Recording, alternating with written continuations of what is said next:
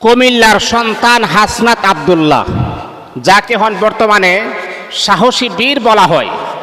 বাংলাদেশের ভিতরে যদি কোনো একটা বাঘের বাচ্চা থাকে তাহলে হাসনাত আব্দুল্লাহকে উল্লেখ করা হয়, তাকে সাহসী বীর বলা হয়।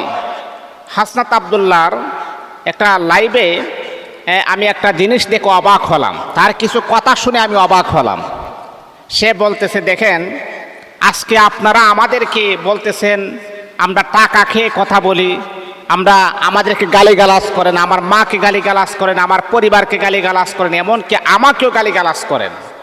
সে হাসি মুখে বলতেছে আলহামদুলিল্লাহ, এই যে আমাকে গালিগালাজ করেন, এই যে আমার পরিবারকে গালিগালাজ করেন, আমার মা বাবাকে গালিগালাজ করেন, এটার জন্যই কিন্তু আমরা যুদ্ধ করেছি, এই প্রতিবার জন্যই আমরা যুদ্ধ করেছি। কারণটা কি জানেন? আমরা যদি যুদ্ধে বিজয়ী না হইতাম তাহলে ফ্যাসিস্ট সরকার, আওয়ামী লীগ সরকার যদি তাকে কোনো ফেসবুকে বা তার নেতাকর্মীকে যদি ফেসবুকে যদি কোনো খারাপ কমেন্টস করা হতো, হাজার হাজার বুড়ি বুড়ি প্রমাণ আছে, তাদেরকে ধরে নিয়ে তাদেরকে প্রতিহত করা হতো, তাদেরকে আঘাত করা হতো, তাদেরকে জেলখানার আসামি হতে হতো। কিন্তু আজকে দেখেন আপনারা আমাকে ওপেনলি গালিগালাজ করতে পারছেন, এটার জন্যই কিন্তু মূলত আমরা জিহাদ করেছি, মূলত আমরা যুদ্ধ করেছি। এটাই হচ্ছে স্বাধীন বাংলাদেশ।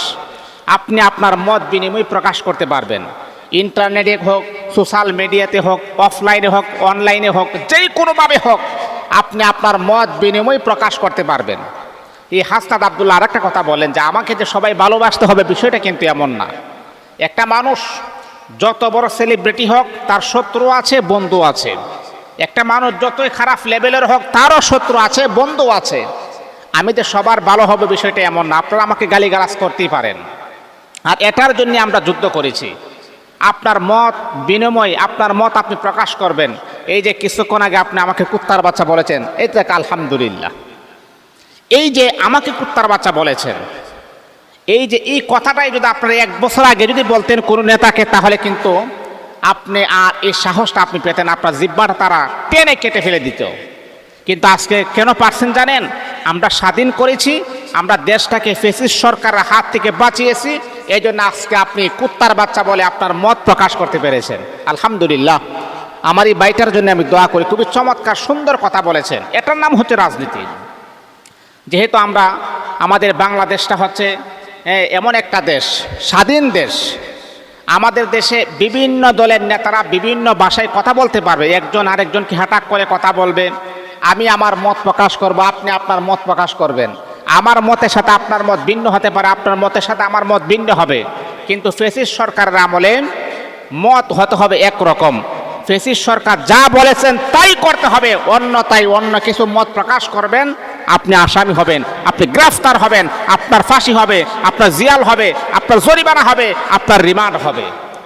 এটার নাম কিন্তু স্বাধীন বাংলাদেশ নয়।